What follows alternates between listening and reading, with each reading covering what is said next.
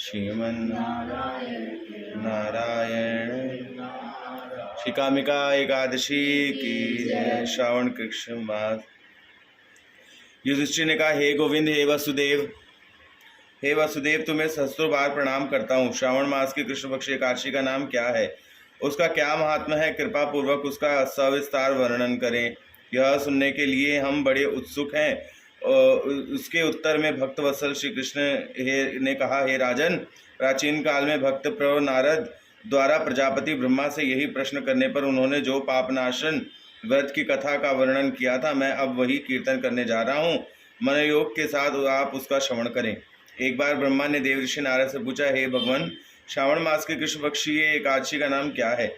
इसे कौन से देवता की और उस व्रत की विधि क्या है एवं उसमें पुण्य प्राप्ति की क्या संभावना है? वह विशेष रूप से जानने की इच्छा करता हूँ। आपके कृपा पूर्वक बताने से धन्य हो जाऊंगा। नारद की यह बात सुनकर के ब्रह्मा अत्यंत प्रसन्न होकर के बोले, हे वत्स, लोक मंगल के लिए तुमने इस प्रश्न का यथार्थ उत्तर दे रहा हूँ।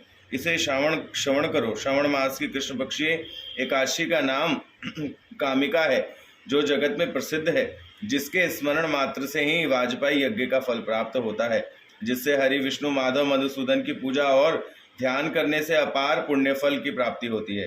गंगा, गोदावरी, काशी, नैमिषारण्य, पुष्कर आदि तीर्थों में दर्शन करने का समस्त फल एकमात्र कृष्ण की पूजा से ही कोटि गुणा अधिक प्राप्त हो जाता है। सागर और बृहद्वन युक्त पृथ्वी दान का फल, बछड़े सहित दुग्धवती गौ का फल अनायास ही इस व्रत के फल से प्राप्त हो जाता है।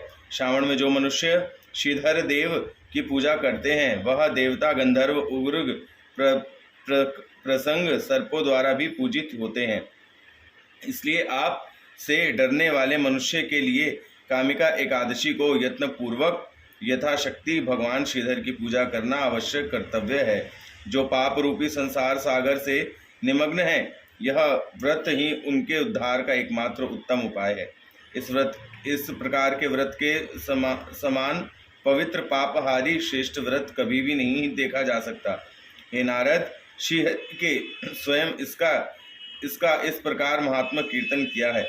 आध्यात्मिक विद्यार्थ व्यक्ति को जो ज्ञान प्राप्त होता है, उसे इस व्रत के फल से अपेक्षित अधिक लाभ होता है। रात्रि जागरण करते हुए जो इस व्रत का पालन करते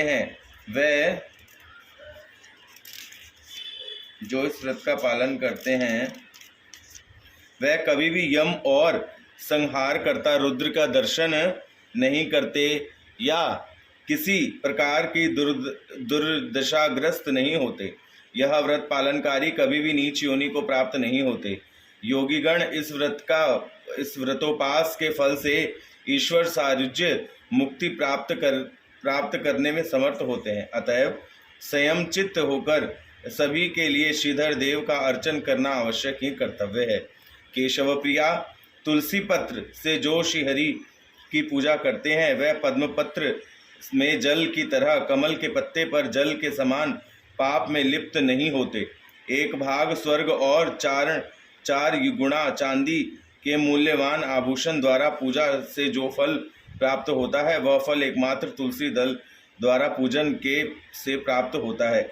तुलसी पत्र द्वारा पूजन से भगवान विष्णु जिस प्रकार संतुष्ट होते हैं, मुक्ता फल, वैद्र या मूंगा आदि द्वारा इतने प्रसन्न नहीं होते।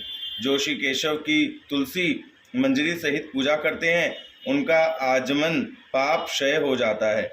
इस प्रसंग में ब्रह्मा ने कहा, हे नारद, जो तुलसी का प्रतिदिन दर्शन करते हैं, उनके संपूर्ण पाप समूह दूर हो जाते हैं। जो उनका स्पर्श करते हैं, उनका पाप मालिन देह पवित्र हो जाता है। उनको प्रणाम करने से रोग समूह दूरीभूत होते हैं। उनके मस्तक पर जल सिंचन करने से यम भी उनके निकट आने से डरते हैं। श्री हरि चरण में तुलसी अर्पित होने से भगवत सानिध्य प्राप्त होता है एवं विमुक्त अर्थात भक्ति फल प्राप्त होता है। अतएव हे कृष्ण भक्ति प्रदायिनी, तुम्हें प्रणाम करता हूँ। जो व्यक्ति हरिवासर को भगवान के सम्मुख दीपदान करते हैं, चित्रगुप्त भी उनके पुण्य की गणना नहीं कर सकते एवं उनके स्वर्गस्थ पितृपुरुष देवताओं के साथ समुचित रूप से तृप्त होते हैं। तिल, तेल या घृत स्थित दीपक के फल से यह व्यक्ति शत कोटि दीप से पूजित होकर के सभी लोक में आवागमन कर सकते हैं। श्री कृष्ण ने कहा, हे राजन, मैंने अपने निकट समस्त पापों को हरण करने वाली कामिका एकादशी का महात्म्य वर्णन किया।